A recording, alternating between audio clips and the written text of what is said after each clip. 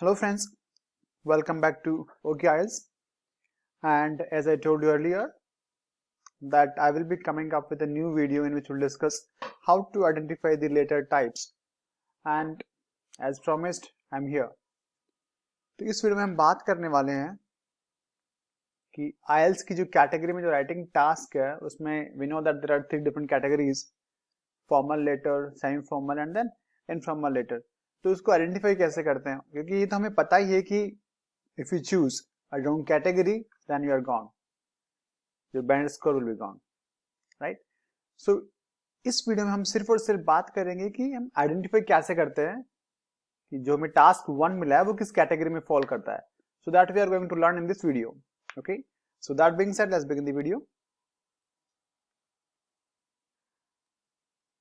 Now जब भी आपके पास सवाल होगा तो सबसे पहले खुद से एक सवाल करना है. You have to ask yourself कि ये जो लेटर मुझे मिला ये किस कैटेगरी में फॉल करता है, फॉर्मल, सेमी फॉर्मल और इनफॉर्मल लेटर. आउट ऑफ 3 किसी एक कैटेगरी से वो बिलोंग करेगा. वाई करना क्यों है? बिकॉज योर राइटिंग स्टाइल और योर चॉइस ऑफ वर्ड्स, जो भी आप लेटर में लिखोगे ना, it should be according to the letter type कि उस लेटर की कैटेगरी क्या है. से फॉर एग्जाम्पल अगर आपका जो लेटर जो है वो अगर फॉर्मल कैटेगरी में फॉल करता है तो योर राइटिंग स्टाइल और सिलेक्शन ऑफ वर्ड्स वो फॉर्मल होने चाहिए, राइट? और अगर सेमी फॉर्मल लेटर की कैटेगरी में फॉल करता है, फिर इनफॉर्मल लेटर की कैटेगरी में फॉल करता है, तो आपका वर्ड सिलेक्शन वैसा होना चाहिए, right? So nothing to worry. इसका मीनिंग क्या है वो हम कमिंग वीडियोस में बात करेंगे, but yes you must know these things. ये आपके दिमाग में होना चाहिए यस कि अगर मैं फॉर्मल लेटर लिख रहा हूं तो मेरा वर्ड्स का सिलेक्शन एक अलग कैटेगरी वैसा होना चाहिए ताकि उसको पढ़ने पर लगे कि yes I am writing a formal letter. और अगर सेमी फॉर्मल और इनफॉर्मल कैटेगरी में फॉल करता है तो मेरा वर्ड्स का सिलेक्शन जस्टिफाई करना चाहिए कि हाँ ये जो लेटर लिखा गया इस कैटेगरी के अंदर फॉल करता है, इसलिए इसकी जो एक्सप्रेशन है और जो वर्ड्स यूज किए गए वो इस कैटेगरी के यूज किए गए. Okay, so nothing to worry, will discuss all this in the coming videos. और दूसरी चीज, जैसे कि आपको पता है कि आपको लेटर की जो कैटेगरी है यहाँ पर, जैसे कि जो कैटेगरी है तो जो आपका ओपनिंग और जो क्लोजिंग है आपका लेटर का, right, it depends on the type of category. अगर फॉर्मल अगर लेटर की कैटेगरी फॉर्मल है तो उसका ओपनिंग स्टाइल और ending style will be different then to your informal और सेमी फॉर्मल, राइट? अगर आप ऐसा नहीं करोगे ना so you will lose a band score. अगर आपको 6.5 और 7 से ऊपर उठना है then you must follow these things, ये आपको पता होना चाहिए, राइट? सो अगर आपको अपना बैंड स्कोर हाई करना है, राइट, तो आपकी पहले आपको पता होना चाहिए कि इस कैटेगरी में फॉल करता है. देन आपका जो राइटिंग स्टाइल है, सिलेक्शन ऑफ वर्ड्स है और जो आपकी एक्सप्रेशंस है वो उस कैटेगरी से मैच करनी चाहिए. आपका ओपनिंग और ending of the letter should also match with the particular category. So that will see in the coming videos, nothing to worry, और maybe in the right next video. But हम इस video में बात करेंगे कि identify कैसे करना है कि जो लेटर है वो किस कैटेगरी में फॉल करता है. That we are going to learn in this video. So जब भी हमें क्वेश्चन मिलता है, जो हमें टास्क मिलता है ना, उस टास्क में 2 इंपॉर्टेंट हिंट्स होते हैं जो आपको हेल्प करते हैं आइडेंटिफाई करने में कि एक लेटर किस कैटेगरी का है और किस कैटेगरी में फॉल करता है. तो जो टास्क मिला हुआ उसमें हमारे पास हिंट्स है. There will be 2 important hints to identify the category. क्या है वो 2 हिंट्स? Let's see. तो पहला जो हिंट है वो है, जब भी आपको टास्क मिलेगा तो पहला हिंट है whom to write the letter, कि आप वो लेटर किसको लिखने जा रहे हैं. डिपेंडिंग ऑन उसके बेसिस पर आप पता करोगे कि आपका लेटर किस कैटेगरी में जाता है. तो पहला हिंट है whom to write the letter, कि आप किसको लिखने जा रहे हो, लेटर किसको लिखना है. सेकंड हिंट क्या है? सेकंड हिंट है आपका सैल्यूटेशन और बिगिनिंग ऑफ द लेटर. जो आप शुरू करते हो लेटर अपना लिखना, लाइक डियर सर और मैडम और डियर सर और मैडम, और लाइक डियर मिस्टर विल्सन और dear Sachin. So depending on the salutation जो आपको मिलेगा एग्जाम में, जब कोई सवाल मिलता है तो वहां लिखा होता है सैल्यूटेशन कि वो कि आपको शुरू कैसे करना है, राइट?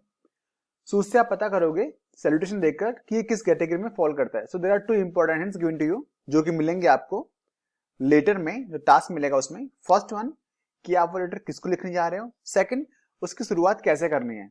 और इन दो चीजों के थ्रू हम पता करेंगे कि हमारा लेटर किस कैटेगरी का है, और जो हमें आइडेंटिफाई करना है कैटेगरी हमारे टास्क 1 की। तो देखते हैं कैसे ये दोनों हिंट हमारे लिए मीनिंगफुल साबित होते हैं। Now the very first thing, like अब हम पहले बात करें हिंट 1 की, जिसमें हमने देखा था कि हुम टू राइट द लेटर, जो हमारे पास एक हिंट था। तो उसमें क्या होता है, जब भी आपको टास्क मिला तो आपको देखना होता है कि अगर आप लेटर किसको लिख रहे हो। If you write the letter to a friend और टू अ क्लोज रिलेटिव और सिबलिंग्स, आप अपने सिबलिंग्स को लिख रहे हो और एक क्लोज फ्रेंड को लिख रहे हो, क्लोज रिलेटिव को लिख रहे हो लेटर, या एक फ्रेंड को लिख रहे हो लेटर, अगर, क्योंकि आपको मिल जाएगा कि लेटर लिखना किसको है, you will come to know. अगर ये है कि हमें पता है कि जब मैं लेटर लिख रहा हूं मैं किसी ऐसे बंदे को लिख रहा हूं, किसी ऐसे इंसान को लिख रहा हूं जिसको मैं पर्सनली बहुत ही अच्छे तरीके से जानता हूं, it means you are going to write a informal letter when you know the person very well. ये सवाल आपसे करना है, क्या आप उस इंसान को जानते हैं अच्छे से?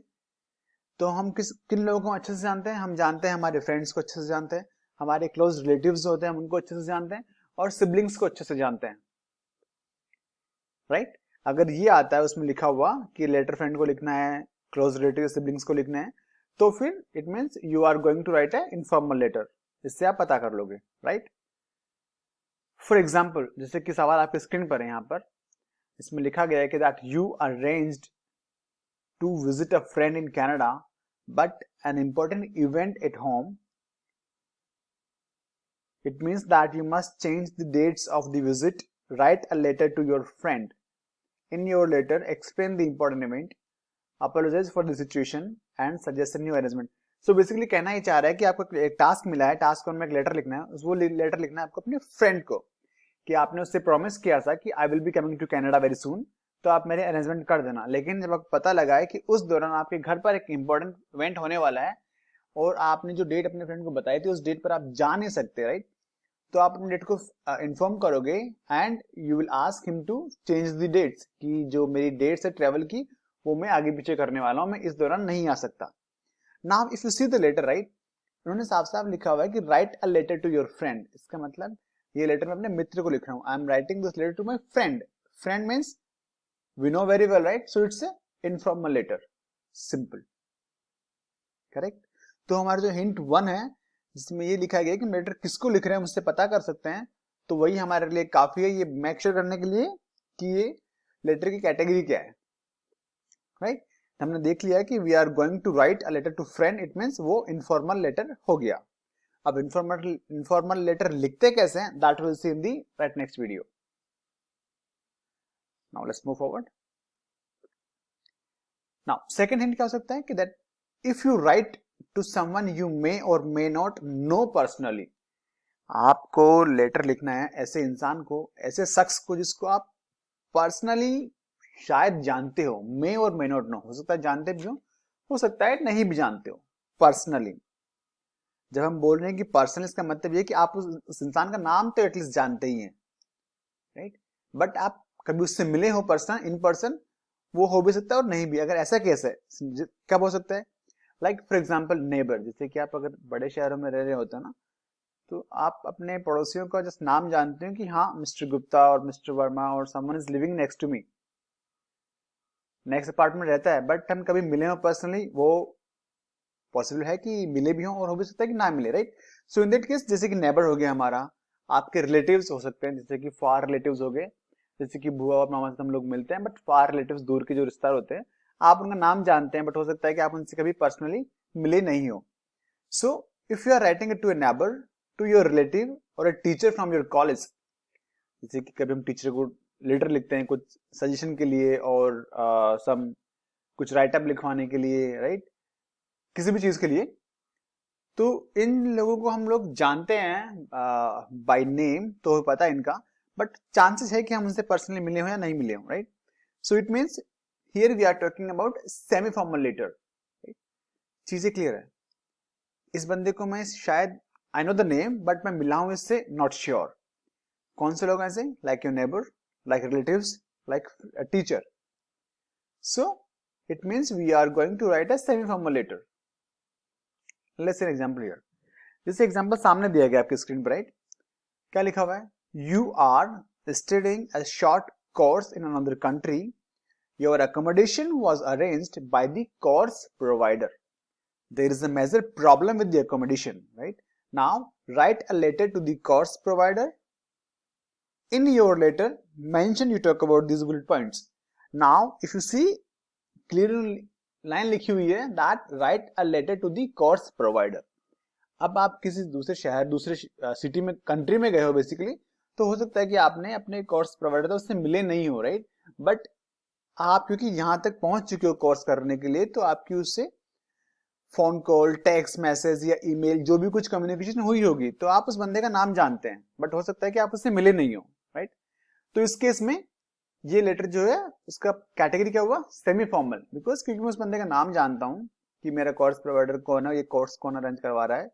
हो सकता है कि कॉलेज का कोई प्रोफेसर हो या लेक्चरर हो, टीचर हो, फैकल्टी जो भी है, बट चांसेस आर देयर कि आप उनसे इन पर्सन नहीं मिले हो, right? It means it falls under semi formal category. Okay, let's move forward.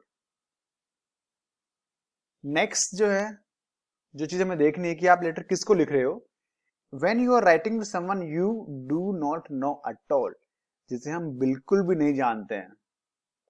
If you are writing to someone who you do not know at all, जिसे हमें बिल्कुल नहीं पता है कि हम किसको लिख रहे हैं, हम कभी बंदे का नाम भी नहीं पता है और मिले तो हम कभी है ही नहीं जब नाम ही नहीं पता है। तो फॉर एग्जाम्पल ऐसे लोग कौन से होते हैं? Like HR of A company, आप किसी कंपनी के HR हेड, HR मैनेजर को लिख रहे हो।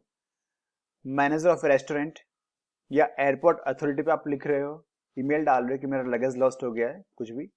न्यूज़पेपर एजेंसी को आप लिख रहे हो, जैसे कि आप अपने एरिया की सिचुएशन के बारे में बताना चाह रहे हो, या फिर अपने एरिया में कुछ फेमस है उसके बारे में बताना चाह रहे हो, फिर अपने एरिया में कुछ पुरानी बिल्डिंग है जो कोलैप्स होने वाली है उसके बारे में आप न्यूज़पेपर को बताना चाह रहे हो, राइट? हो सकता है। या फिर आप किसी स्टोर ओनर को लिख रहे हो, आपने कुछ सामान लिया है, फिक्स नहीं हुआ है, फिर उन लोगों ने एक्सचेंज करने से मना कर दिया, व्हाटएवर सिचुएशन, तो आप किसी स्टोर ओनर को लिख रहे हो या फिर किसी बैंक को आप लिख रहे हो, राइट? इस केस में क्या है, सिनेरियो क्या है कि हम जिन लोगों को लिख रहे हैं, लाइक HR और मैनेजर और एयरपोर्ट अथॉरिटी और न्यूज़पेपर एजेंसी, स्टोर ओनर और बैंक, इन लोगों को हम नहीं जानते हैं, हमें तो नाम भी नहीं पता होता, right?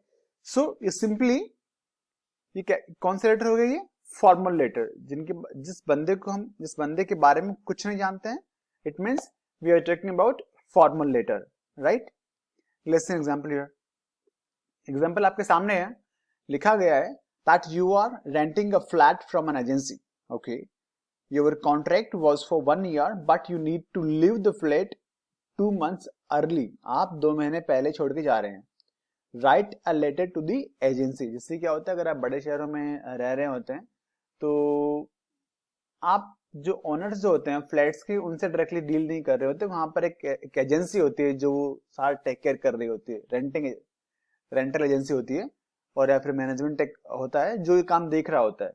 You are not directly dealing with the owner of the flat, right? तो आप किसी एजेंसी को लिख रहे हैं, रेंटल डिपार्टमेंट को लिख रहे हैं लेटर, जिसमें आप बताओगे कि that introduce yourself, ask to leave the flat before the contract finishes, explain why you need to break the contract. ये आपको बुलेट पॉइंट्स है जिनके ऊपर काम करना है, राइट? बट हमें क्या पता करना है अभी, हमें हिंट यूज करना है, हिंट 1, कि हम लेटर किसको लिख रहे हैं। तो हमें पता है कि we are going to write a letter to the agency. Agency हम किसको लिखेंगे हमें नहीं पता है, हो सकता है कि मिले भी ना हो उन लोगों से जो वहां काम कर रहे हो, राइट? चीजें क्लियर है हमारे पास, हम वहां किसी को नहीं जानते। It means we are going to write a formal letter, simple, clear? ये हमने बात करी है हिंट 1 को लेकर कि आप लेटर किसको लिख रहे हैं, उसके बेसिस पर हम आइडेंटिफाई कर रहे हैं कि वो कैटेगरी लेटर जो है वो किस कैटेगरी के अंदर आता है। Now will talk about the hint 2 कि हिंट हमारा नंबर 2 है, उसको यूज करते हुए हम कैसे पता करें कि लेटर किस कैटेगरी में आता है। Okay, so let's see how it goes. Hint 2 क्या था हमारा? हिंट 2 था जो आपका लेटर का जो बिगनिंग होता है, सैल्यूटेशन और बिगनिंग ऑफ द लेटर, हम उसके थ्रू पता करेंगे। फॉर एग्जाम्पल, आपको एक सवाल दिया गया है, उसमें सैल्यूटेशन में लिखा हुआ है कि जो लाइन लिखी होती है उसमें लिखा होता है कि that you can begin your letter as follows. तो उसमें लिखा हुआ है, फॉर एग्जाम्पल लिखा हुआ है डियर सर और मैडम, ये हमें क्वेश्चन में मिलेगा जैसा लिखा हुआ। अगर सवाल में टास्क 1 में अगर हमें ये लिखा हुआ मिल गया that you can start your letter by writing dear sir और मैडम, इट मींस इसमें कोई सेकंड थॉट नहीं है, you are going to write a formal letter. इसका आप मेमोराइज कर लो, अगर डियर सर और मैडम लिखा हुआ आ गया, it means you are going to write a formal letter. जिस लेटर जो आपको टास्क मिला है वो फॉर्मल कैटेगरी का है। सिंपल, इसमें कोई डाउट नहीं है, no doubt at all, very simple. देखना है डियर सर और madam, okay, it's gonna be a formal letter, no confusion at all, no doubt. Clear? Let's move forward. Second, जब हमें मिलता है, टास्क मिला हुआ है राइट, और उसमें लिखा आता है कि that begin your letter as follows, और उसमें उन्होंने लिख दिया dear. Now here is the problem, जब डियर आ गया right, now you are not clear कि आप किसको लिखने जा रहे हैं। डियर के बाद क्या हो सकता है, जैसे कि अगर आप सेमी फॉर्मल लेटर लिख रहे हो तो डियर के बाद आप लास्ट नेम लगाते हो उस बंदे का, dear Wilson, dear mister Wilson, dear mister David, whatever. अगर आप सेमी फॉर्मल लिख रहे हो, अगर आप इनफॉर्मल लिख रहे हो तो आप बंदे का फर्स्ट नेम लिख, जब अपने फ्रेंड को लिख रहे हो राइट, तो dear Saurabh, dear Amit, whatever, ऐसा आप लिखते हो राइट। अब इन्होंने सिर्फ हमें डियर मिला हुआ राइट, इट मीन्स आपका जो लेटर है वो या तो सेमी फॉर्मल कैटेगरी का है या फिर इनफॉर्मल कैटेगरी का। आपको इन दोनों में से एक ऑप्ट करना है कि दोनों में से वो किस कैटेगरी में फॉल करता है राइट। अब इस केस में जब हमें डियर मिल गया है राइट, तो हम आइडेंटिफाई नहीं कर पाएंगे कि हमारे कैटेगरी जो लेटर है वो किस कैटेगरी में फॉल करता है। तो इसके लिए हम देखेंगे कि हम लेटर किसको लिख रहे हैं। जो हमारा हिंट 1 था वो हम यूज करेंगे कि ये लेटर हम किसको लिख रहे हैं। Am I going to write this letter to my friend? अगर मैं अपने मित्र को लिख रहा हूं, अपने फ्रेंड को लिख रहा हूं, इट मीन्स ये एक इनफॉर्मल लेटर हो गया। अपार्ट फ्रॉम दिस, अगर क्लोज फ्रेंड नहीं है और क्लोज सिबलिंग्स नहीं है तो बाकी सारे सिचुएशन के लिए ये सेमी फॉर्मल लेटर हो गया। कोई डाउट है ही नहीं इसमें राइट। कॉन्सेप्ट एकदम क्लियर। डियर आया, आई एम कंफ्यूज्ड कि या तो वो सेमी फॉर्मल कैटेगरी का है या फिर इनफॉर्मल कैटेगरी का है। अब उसको आप आइडेंटिफाई करोगे, देखोगे कि उसमें फ्रेंड लिखा हुआ क्या है, ऐसा कोई कीवर्ड लिखा है क्या उसमें, राइट टू अ फ्रेंड। अगर ये लिखा हुआ है इट मींस ये इनफॉर्मल कैटेगरी का है। और अगर फ्रेंड या क्लोज रिलेटिव या सिबलिंग्स की बात नहीं हुई है तो बाकी के जो रेस्ट ऑफ द लेटर है ना, चाहे उसमें कुछ भी लिखा हो, वो जाएंगे सेमी फॉर्मल कैटेगरी में। I hope I am making some sense here. Okay, now what is next? Next आपको इंतजार करना है for the next video. Why? Next video में हम बात करने वाले हैं हाउ टू राइट लेटर्स।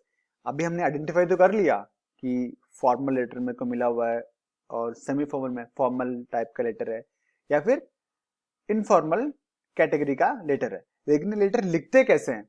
जैसे कि मैंने वीडियो की शुरुआत में बताया था that we have to maintain जो आपका राइटिंग स्टाइल है, जो वर्ड सिलेक्शन है right, it should be as per your category, कि वो लेटर किस कैटेगरी का है उसके अकॉर्डिंग आपका वर्ड सिलेक्शन होना चाहिए और उसके अकॉर्डिंग आपका ओपनिंग और क्लोजिंग जो आप लिखोगे वर्ड्स वो उससे मैच करने चाहिए।